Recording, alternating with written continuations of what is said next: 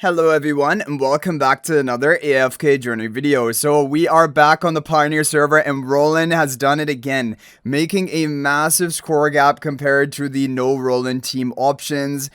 Basically, we're running a team which was found on the Pioneer server testing. Potentially there could be better options, but with Rolan and Contess both, it is hitting over 600 billion damage, and with only Contess without Rolan on the team, even using a team which is currently one of the best options for global server, and for phase 3 it should be better now that it has a Pandora who has endless damage. There's over 150 billion score gap between these two teams. Now of course this is the day 1 testing on Pioneer server. Potentially there could be better options, but this is definitely clearly showing to you that Rolan is also going to be massively score gapping in this boss Midnight Harvester. And actually what I did was I went ahead and I was like, okay, let's say we don't have Contest but we go for Rolan instead of Contest to do like a side-by-side comparison.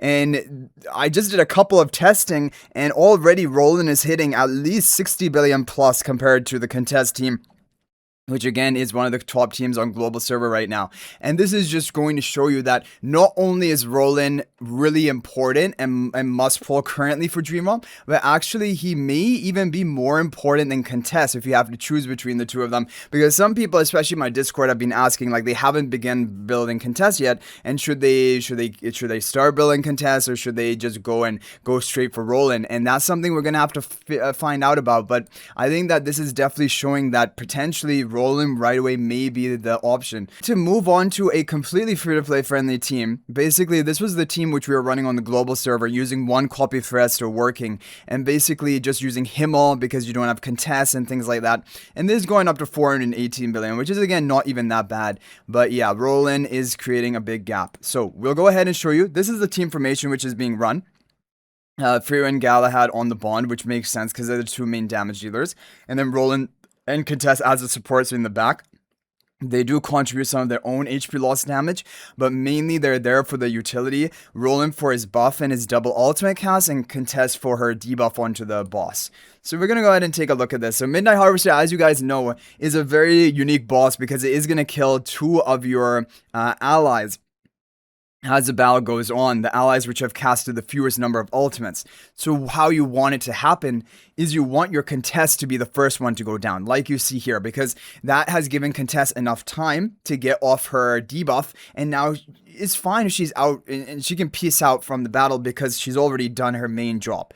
Rolan, you want to remain alive because as long as Rolan is alive, you're going to have this morale boost, right? And that is going to give your whole team that high attack value. Then he periodically going to keep buffing up your allies as well.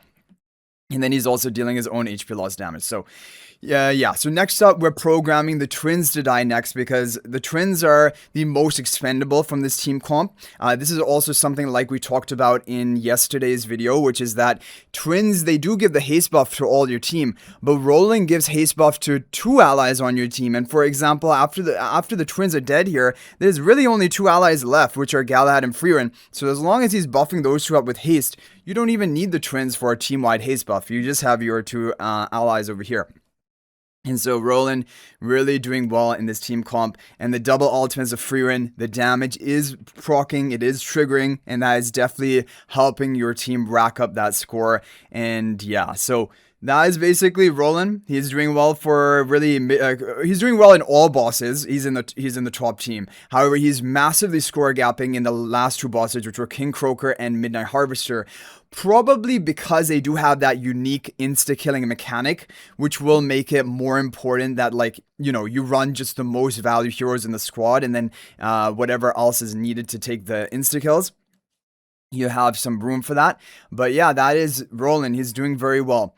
And even if I could show it to you guys here, the team without Contest also did well, and probably someone may be able to find a better version than this team. This is just from a little bit of testing that I did, but it isn't optimal because you actually have your Rolan dying second, and I think probably you'd want to have your twins dying second somehow, but I wasn't able to make that happen. But potentially there will be a way to do that. Here the Pandora dies first, which is probably fine. Like, she's provided her attack buff from her charms and dealt a bit of HP loss damage as well, and then she goes down. You just want your Galahad, Freerin, and ideally Rolan to be all the surviving at the end. No, actually, so twins actually, Roland doesn't die. Frieren dies, so that's not optimal, right? You would want your Frieren to remain alive, continue dealing her HP loss damage. But yeah. So that is basically today in a nutshell. King Roland doing very well, and now we have seen him in 4 bosses, and he has been best in all 4 bosses that we have seen so far. And there's just 4 more to figure out. But you guys are seeing that if Roland is released in the current state, it's probably going to be must pull status, and you'll want to get him all the way up to Supreme Plus. The question is, can he work and be a good, your best option even at low copies or 1 copy? That will have to wait for VN and global server testing, because everyone on Pioneer has a maxed out Roland. They won't be able to test that. So yeah, I mean, obviously there's interesting news. It's good to know. I'm still definitely watching out for how Roland's going to be officially released. I think there could be more changes before his entire kit is set in stone, because that's what Pioneer server is for, with that testing ground. So that's something that we have to watch out for. And also we have to figure out, is he going to work at lower copies? And the thing, unfortunately, we will not be able to figure out is he going to be good for pre-endless Dream Realm? I do think he's probably also going to be pretty good for pre-endless Dream Realm. Like, to get a double Freerin ultimate will be massive value for pre-endless Dream Realm, where the ultimate damage of Freerin is one of your major damage sources, kind of how Shmira was in the past.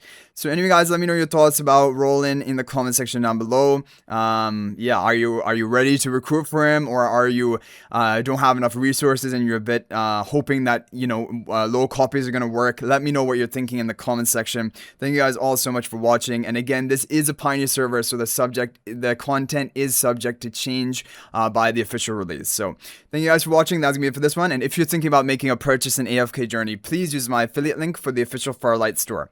This is the best way you can support me and also gain 5% bonus dragon crystals on your purchase. My affiliate link is in the description of this video in a pinned comment, and you can actually bookmark this link in your browser, and whenever you're planning to make a purchase, just return to the bookmark link and make your purchase. It will support me and be greatly appreciated. So thanks for watching. I'll hopefully see you in the next video, and until then, everyone, peace out for now.